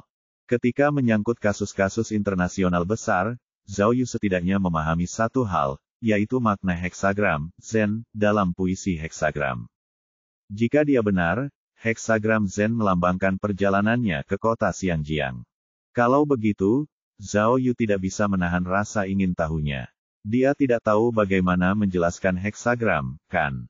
Setelah kembali ke Kinsan, anggota tim investigasi khusus sudah siap. Mereka menyerahkan pekerjaan tindak lanjut kasus pembunuhan sumur kepada Zhang Yaohui dan yang lainnya. Karena urgensi misi, kantor polisi Kinsan terpaksa membatalkan pesta perayaan yang telah mereka persiapkan khusus untuk Zhao Yu. Zhao Yu menelepon para pemimpin, lalu berpamitan kepada Zhang Yaohui dan yang lainnya. Ia kemudian memimpin timnya untuk naik pesawat dan terbang langsung ke Xiangjiang. Tentu saja, di bandara, Zhao Yu dan Nona Miao tersayang berpisah. Miao Ying harus bergegas ke ibu kota untuk mengikuti pelatihan uji coba dinas khusus. Ketika sepasang kekasih berpisah, mereka pasti akan saling menyayangi. Tetapi Zhao Yu dan Miao Ying, yang berasal dari dunia tinju, bertindak cepat. Setelah berpelukan sebentar, mereka melangkah ke gerbang keberangkatan yang berbeda. Mengetuk. Di pesawat, Zhao Yu menjentikkan kepala Cui Lisu. Aduh, bos, kau tidak bisa melakukan ini. Cui Lisu mengeluh sambil memegang kepalanya. Kakak Miao baru saja pergi, dan kau sudah menyentuhku. Aku akan menuntutmu atas pelecehan, hehehe. Mendengar tawa Cui Lisu yang bagai lonceng, Zhao Yu merasa sedikit lebih baik. Ia langsung memasang wajah serius dan berkata, gadis kecil, apakah kau memikirkan cinta lagi? Apakah kau kecewa karena tidak pergi ke Cheng Yaoming dan bertemu dengan perwira kecilmu, Wang? Persetan denganmu, Cui Lisu dengan cepat mengubah kata-katanya. Mata anjing mana yang bisa mengatakan bahwa aku sedang jatuh cinta? Aku hanya bersemangat, tahu. Kasus pembunuhan Gu Mantong adalah kasus internasional besar. Siapa yang mau pergi ke Yaoming? Ketua tim, pada saat ini, Wu Xiumin mengingatkannya dari kursi belakang. Sejauh ini, kami belum menerima informasi terperinci dari Xiangjiang. Tampaknya kasusnya tidak semudah yang kami kira. Aku juga punya firasat. Zheng Ke memegang tangan Zhang Peipei dan berkata, lagi pula, unit kita tidak terhubung, dan sikap Xiangjiang terhadap agen domestik kita tidak sepatuh daerah lain, kan? Ini bukan hanya masalah sikap, kata Wu Xiumin. Saya telah mengetahui melalui koneksi pribadi saya bahwa para ahli yang dikirim oleh Thailand untuk mempelajari kasus anak Goman telah tiba di Xiangjiang. Selain itu, banyak media internasional juga menaruh perhatian pada masalah ini. Kota Xiangjiang adalah tempat bertemunya angin dan awan. Kasus ini sangat sensitif, jadi kita harus berhati-hati. Petik 2. Zhao Yu mengangguk. Sis Wu benar. Aku pernah mendengarnya. Xiangjiang berbeda dari daerah lain. Jika kita berbicara baik dengan mereka, itu adalah kerja sama. Jika tidak, itu adalah melewati batas. Mereka akan memperlakukan kita sebagai hiasan dan tidak akan bekerja sama sepenuhnya. Jadi, kali ini, semua orang harus pintar. Saat waktunya tiba, kalian harus bertindak sesuai dengan sinyalku. Jangan khawatir, kata Cui Lisu dengan percaya diri, dengan adanya aku di sini, apakah menurutmu mereka tidak akan bekerja sama? Jika saatnya tiba, jika kamu membutuhkan informasi, beritahu saja aku. Iya. Zhao Yu menjentikkan kepala Cui Lisu lagi. Mereka tidak berbicara sampai pukul 10 malam ketika pesawat tiba di bandara Xiangjiang. Zhao Yu sudah datang ke bandara sebelumnya ketika dia kembali dari Miracle Island, tetapi dia harus pindah ke Afrika Selatan, jadi dia tidak meninggalkan bandara. Bandara itu merupakan pusat penumpang yang penting, dan ada banyak orang di mana-mana di bandara itu. Zhao Yu dan yang lainnya berjalan di sepanjang lorong itu untuk waktu yang lama sebelum akhirnya mencapai pintu keluar. Setelah semua orang meletakkan barang bawaan mereka di tanah, Wu Xiumin mengeluarkan ponselnya dan mulai menghubungi stasiun penjemputan setempat. Tidak mungkin. Ketika Cui Lisu melihat tidak ada seorang pun yang menunggu di pintu keluar untuk menyambut mereka, ia tiba-tiba kehilangan kesabarannya. Sepertinya bos benar. Orang-orang ini benar-benar tidak menganggap kita serius. Jika mereka pergi ke kantor polisi lain, mereka pasti akan datang untuk menyambut mereka, kan? Sungguh. Bos, ayo pergi. Xiao Cui menepuk bahu Zhao Yu dan menyemangatinya. Kita akan memberi mereka pelajaran nanti. Saat mereka sedang berbincang, dua mobil Cadillac hitam tiba-tiba mengerem dan berhenti di depan kerumunan. Semua mobil di Xiangjiang melaju ke kiri. Saat jendela diturunkan, Zhao Yu melihat pengemudi wanita yang dikenalnya. Wah, mengapa itu dia? Saat melihat orang itu, Zhao Yu akhirnya mengerti apa arti heksagram, kan, dalam puisi heksagram itu. Bagaimana? Sopir wanita itu mengedipkan mata pada Zhao Yu dan tersenyum. Kau tidak berharap aku menjemputmu, kan, kakak iparku. Bab 1759, Bab 1758 ahli. Di kawasan pemukiman mewah di Jalan Lansu di Xiangjiang, polisi setempat berkumpul di pintu masuk permukiman dan memasang blokade. Lihat, lihat, Cui Lizu menunjuk Zhao Yu yang berada di kejauhan, dan berkata sambil menggertakkan gigi, lihatlah senyum menyanjung bos kita. Dia begitu senang sampai-sampai tidak bisa menutup mulutnya. Pada saat itu, Zhao Yu dan saudara iparnya, Ding Lan, sedang berbicara di samping mobil polisi di pintu masuk komunitas. Karena mereka belum saling memperkenalkan diri, hal itu menyebabkan Cui Lizu salah paham. Wow, si cantik ini, Ran Tao menatap Ding Lan sambil meneteskan air liur. Bahkan para model Milan Fashion Week pun tidak sehebat dia, kan? Kenapa aku merasa dia lebih seksi daripada ketua tim kita, Miao? Ya, Zheng Ke mengangkat alisnya dan berkata, ketua tim sangat populer di kalangan wanita. Ketika dia tiba di Xiangjiang, dia disambut oleh seorang wanita cantik dan memanggilnya kakak ipar. Logika macam apa ini? Berhubungan, pantatku. Dr. Zhang menepuk bahu Zheng Ke dan berkata, karena kau memanggilnya kakak ipar, itu artinya dia adik ketua tim Miao. Lihat kalian semua begitu terpesona sampai hampir buta. Oh, Cui Lizu masih tidak mau melepaskannya. Aku penasaran kenapa bos begitu gelisah akhir-akhir ini. Ternyata dia sedang berpikir untuk datang ke Xiangjiang untuk menemui kakak iparnya. Dari semua waktu, kakak Miao tidak ada di sini. Orang ini jelas tidak punya niat baik. Baiklah, kata Wu Xiumin sambil menarik Cui Lizu ke samping. Kalian semua tahu orang macam apa ketua Zhao itu. Ayo kita mulai bekerja. Aku malah makin marah kalau kamu ngomongin pekerjaan. Cui Lizu menunjuk polisi Xiangjiang di pintu dan berkata, mereka sudah di depan pintu, tapi masih belum mengizinkan kita masuk.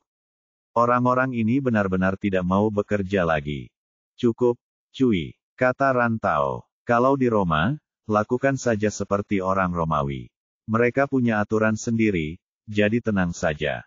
Tenang, mayatnya sudah dibawa ke kamar mayat, kata Cui Lizu. Kami di sini hanya untuk melihat pemandangan. Apakah kamu harus bersikap sok? Saat semua orang sedang mendiskusikan hal ini, Zhao Yu bertanya pada Ding Lan. Kakak ipar, aku masih tidak mengerti. Bukankah kamu yang bertanggung jawab atas misi Afrika Utara? Mengapa kamu tiba-tiba datang ke Xiangjiang? Petik 2. Tidak mungkin. Ding Lan tersenyum. Kakak iparku yang detektif bahkan tidak bisa menebak ini. Petik 2. Oh, aku mengerti sekarang. Zhao Yu berpikir sejenak dan akhirnya mengerti. Karena masalah dengan si Mengna belum terselesaikan, dinas rahasia mengirimmu untuk melindungiku, kan? Ding Lan mengangguk. Lagi pula, Xiangjiang adalah wilayah yang relatif terbuka. Meskipun kekuatan si Mena telah ditekan habis-habisan, tak terelakkan dia akan melakukan sesuatu yang nekat. Kita harus berhati-hati.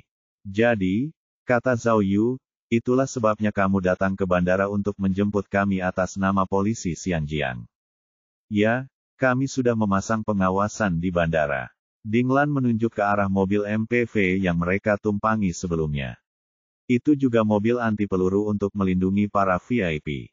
Oh, Zhao Yu kemudian mengerti bahwa bukan karena polisi Xiangjiang tidak cukup memperhatikannya, tetapi karena intervensi dinas rahasia, mereka tidak nyaman untuk maju. Dan, bisik Ding Lan di telinga Zhao Yu, kakak ipar, kamu harus siap mental. Kasus Gu Mantong berdampak besar, dan telah menarik perhatian media dari seluruh dunia.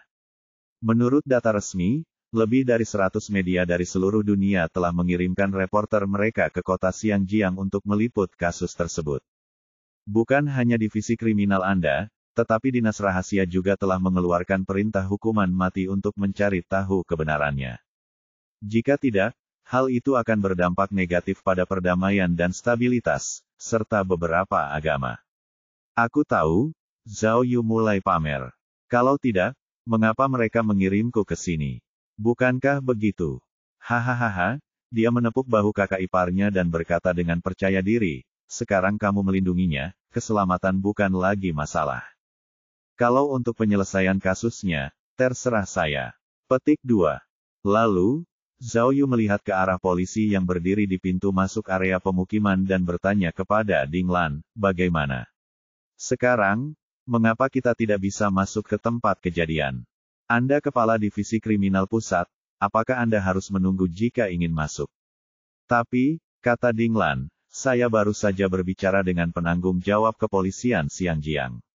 Dia bilang Dr. Mia, yang datang dari Thailand, sedang menyelidiki TKP.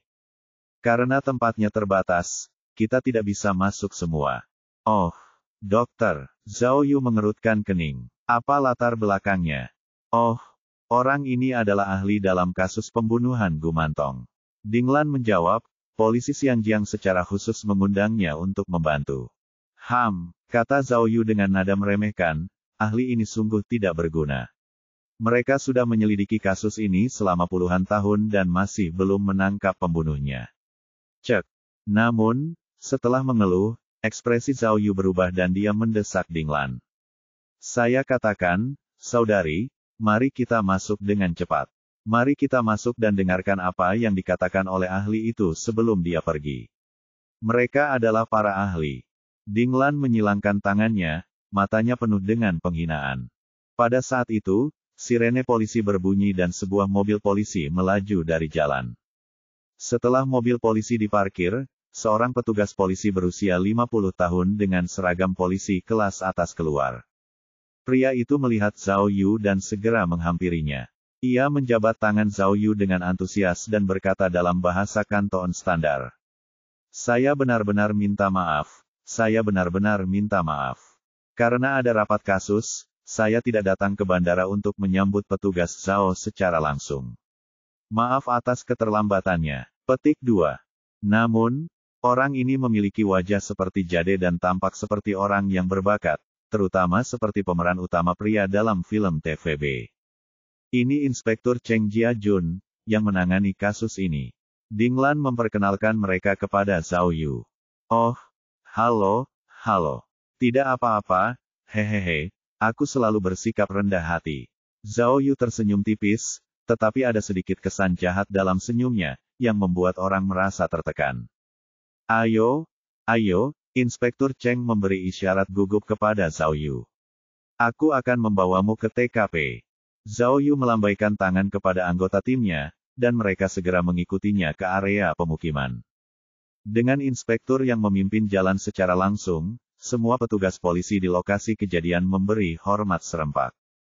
Ketika dia tiba di TKP, Zhao Yu akhirnya mengerti mengapa Ding Lan mengatakan bahwa TKP memiliki ruang terbatas. Dilaporkan bahwa almarhum adalah seorang pejabat senior di Departemen Bea Cukai, seorang pria berkerah putih dari kelas atas, tetapi rumahnya hanya sebuah bangunan seluas 80 meter persegi. Namun, di Xinjiang, di mana setiap jengkal tanah bernilai emas, 80 meter persegi saja sudah merupakan rumah mewah termewah. Karena tempat kejadian perkara terbatas, Zhao Yu hanya membawa Zhang Peipei, yang berpengalaman dalam mengumpulkan bukti, masuk. Bahkan Ding Lan pun menunggu di luar. Setelah masuk, dia melihat masih ada ilmuwan forensik di ruangan itu yang sedang mengumpulkan bukti, dan beberapa staf asing sedang mengambil foto. Orang-orang ini berkulit gelap dan bertubuh pendek. Sekali lihat, orang bisa tahu mereka berasal dari Asia Tenggara. Di antara mereka, ada seorang pria parubaya berambut panjang dan berkacamata. Dia tampak sangat lembut. Dia berjongkok di depan altar dan mengamati sesuatu dengan saksama. Oh, melihat ini, Inspektur Cheng dengan cepat memperkenalkannya kepada Zhao Yu. Ini ahlinya, Mia, yang datang dari Thailand. Petik 2. Setelah itu, dengan bantuan penerjemah, Inspektur Cheng memperkenalkan Zhao Yu kepada Mia. Oh, aku sudah banyak mendengar tentangmu, banyak sekali tentangmu. Mia berbicara dalam bahasa Mandarin yang fasih dan memuji Zhao Yu dengan sangat sopan, 5 kasus besar yang belum terpecahkan di negaramu adalah yang paling sulit dipecahkan di dunia saat ini. Detektif Zhao bisa menyelesaikannya dalam waktu sesingkat itu. Aku sungguh terkesan. Jika ada kesempatan, aku pasti akan belajar darimu. Petik 2. Wah, Zhao Yu berseru dalam hati, tak menyangka namanya akan menyebar begitu luas. Karena dia bersikap sopan, Zhao Yu tentu saja membalas budi. Setelah formalitas selesai, dia langsung ke pokok permasalahan dan bertanya kepada Mia, "Dokter, bagaimana keadaannya? Apakah Anda menemukan sesuatu di tempat kejadian perkara? Apakah Anda yakin itu adalah pembunuh yang sama seperti dalam kasus pembunuhan Gu Mantong sebelumnya?" Ya. Mia ragu sejenak, lalu berkata, "Menurut pengamatan awal, sulit untuk mengatakannya. Kita harus melihat mayatnya untuk lebih yakin." "Bagaimana kalau begini," kata pria Thailand itu, "kamu lanjutkan saja pekerjaanmu. Aku hampir selesai dengan survei di sini, jadi aku tidak akan menghalangimu." Setelah dia selesai berbicara, dia bertukar beberapa kata lagi dengan Inspektur Cheng sebelum meninggalkan tempat kejadian dengan tergesa-gesa bersama asistennya. Namun, saat para ahli Thailand pergi, mata Zhao Yu berbinar, karena ia merasa ada sesuatu yang salah. Bab 1760, adegan. Almarhum adalah Fan Bowei, Direktur Departemen Bea Cukai Xiangjiang. Seorang petugas polisi dari Xiangjiang memperkenalkannya kepada Zhao Yu, yang sedang menyelidiki tempat kejadian perkara. Berusia 45 tahun, bercerai, dan lajang.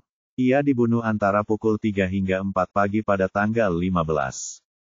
"Lalu, bagaimana kau mengetahuinya?" Zhao Yu berjongkok dan melihat garis putih yang digambar di tempat mayat itu dibunuh.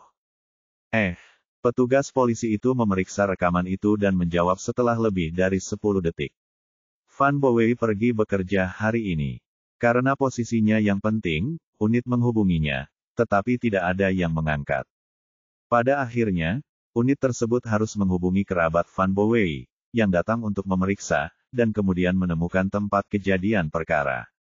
Kerabat apa?" Zhao Yu mengangkat kepalanya dan bertanya. Kali ini, polisi muda itu panik dan segera melihat rekaman itu. Setelah sekian lama, ia tergagap. Itu ayah Fan Bowei. "Jadi, korban membawa Gu Mantong?" Zhao Yu bertanya lagi. "Apakah korban mengangkat Gu Mantong sendiri?" Saya tidak yakin saat ini," jawab polisi itu, dahinya sudah berkeringat. "Apa?" Mata Zhao Yu melebar. "Orang ini sudah mati 2 hari, kau bahkan tidak tahu apakah Gu Mantong miliknya." Polisi itu menyeka keringatnya dan berkata, "Almarhum percaya pada Buddha semasa hidupnya. Kurasa, seharusnya dialah yang percaya pada Buddha." "Sial, apa maksudmu dengan seharusnya?" Zhao Yu memelototi mereka dan bertanya, "Sikap macam apa ini? Apa? Kalian meremehkan penyidik khusus divisi kriminal pusat?" Tidak. Polisi muda itu segera mengangguk dan membungkuk. Saya akan pergi dan bertanya." "Maaf, Pak." Setelah itu, polisi muda itu segera mengambil buku catatannya dan menelepon. Cek. Zhao Yu mengamati tempat kejadian dan mendapati Inspektur Cheng tidak terlihat. Ia tidak tahu apakah Inspektur Cheng bersembunyi di suatu tempat, merokok, atau menelepon. Kekhawatirannya sebelumnya tampaknya tidak berlebihan. Gaya polisi setempat memang sangat berbeda dengan polisi di daratan. Dia bisa melihat dengan jelas bahwa ini bukan masalah polisi junior sama sekali, melainkan polisi setempat yang bermain trik di belakangnya. Karena mereka tahu Zhao Yu ada di sini untuk menyelidiki, mengapa mereka tidak mengirim polisi berpengalaman untuk membantu mereka, melainkan mengirim polisi baru. Tampaknya menangani kasus di tempat berbeda jelas tidak senyaman sebelumnya. Namun, Zhao Yu memikirkannya lagi. Jika dia polisi setempat di sini, dia pasti akan merasa bimbang, kan? Lupakan saja, Zhao Yu mengesampingkan prasangkanya dan mulai mengamati pemandangan dengan saksama. Dilihat dari dekorasi di rumah korban, Fan Bowei memang penganut agama Buddha yang taat. Di rumah itu ada sebuah kuil, tempat seorang bodhisattva disemayamkan. Di sana juga ada banyak tempat pembakaran dupa dan sesaji. Namun, Zhao Yu tahu bahwa tali goman sebenarnya adalah adat istiadat rakyat dari Asia Tenggara, dan tidak ada hubungannya dengan agama Buddha. Oleh karena itu, tanpa pernyataan penting, mustahil untuk memastikan bahwa kipas gumantong yang dimiliki Bo Wei saat ia meninggal adalah miliknya sendiri. Jika tidak, maka tidak dapat dikatakan bahwa kasus ini dan kasus pembunuhan gumantong sebelumnya dilakukan oleh pembunuh yang sama. Apakah itu tiruan atau kembalinya pembunuh gumantong, mereka harus bergantung pada gumantong di tangan almarhum untuk menilai. Melihat sekeliling tempat kejadian, Zhao Yu mendapati sebagian besar kamar Fan Bo Wei ternyata bersih dan rapi. Barang-barang tertata rapi, dan tidak ada setitik pun debu. Hanya kamar tidur almarhum yang agak berantakan. Karena korban diracuni oleh pembunuhnya saat ia sedang tidur, tempat tidurnya berantakan, dan beberapa spray terjatuh ke lantai. Menurut jejak di tempat kejadian perkara, Zhao Yu dapat mengetahui bahwa pembunuhnya pasti memulai aksinya dari kamar tidur. Ia menggunakan tali yang telah ia persiapkan sebelumnya untuk mengikatkan korban di leher, lalu menyeretnya di sepanjang lantai menuju ruang tamu. Akhirnya, ia mengencangkan tali dan mencekik korban hingga tewas. Korban mungkin memiliki keunggulan kekuatan yang absolut, sehingga ia tidak dapat melawan sama sekali pada saat itu, sehingga tidak ada jejak perkelahian di tempat kejadian perkara. Cek-cek, Zhao Yu melihat kejadian itu dan membayangkan dirinya sebagai korban. Dia membayangkan kejadian itu berulang-ulang. Tuan, pada saat ini, petugas polisi yang telah pergi sebelumnya berlari kembali dan berkata, saya sudah bertanya kepada keluarga Fan Bo Wei, tetapi keluarganya memberikan jawaban yang tidak jelas, jadi kami tidak dapat memastikan apakah gumantong adalah miliknya. Apa, kau tidak yakin? Zhao Yu mengerutkan kening. Apa maksudmu dengan samar?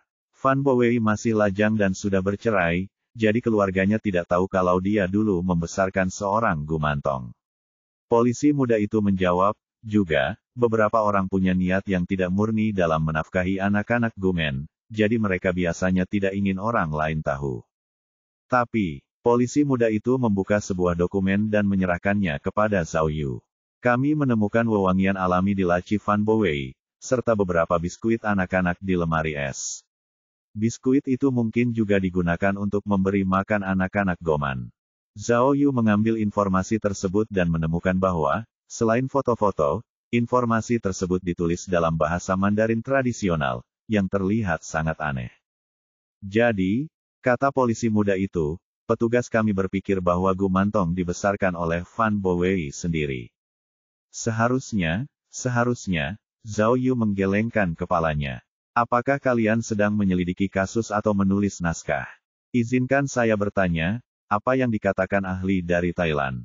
Dia seharusnya bisa mengetahui apakah gumantong adalah anak Fan Bo Wei sendiri, kan? Baiklah, polisi muda itu menggelengkan kepalanya dengan canggung. Saya tidak tahu tentang itu. Dia sepertinya tidak mengatakan apapun. Petik 2. Jika dulu Zhao Yu pasti sudah marah, tapi sekarang dia sudah dewasa dan tahu bahwa tidak ada gunanya marah. Daripada marah, lebih baik dia membuat rencana. Pada saat itu, hal pertama yang terlintas di benaknya adalah bahwa ia sendiri membutuhkan seorang ahli.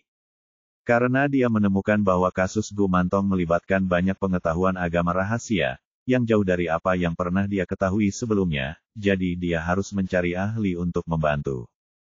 Kedua, dia masih memikirkan pakar Thailand bernama Mia. Melalui kontak mereka tadi, dia sepertinya melihat sesuatu di mata Mia.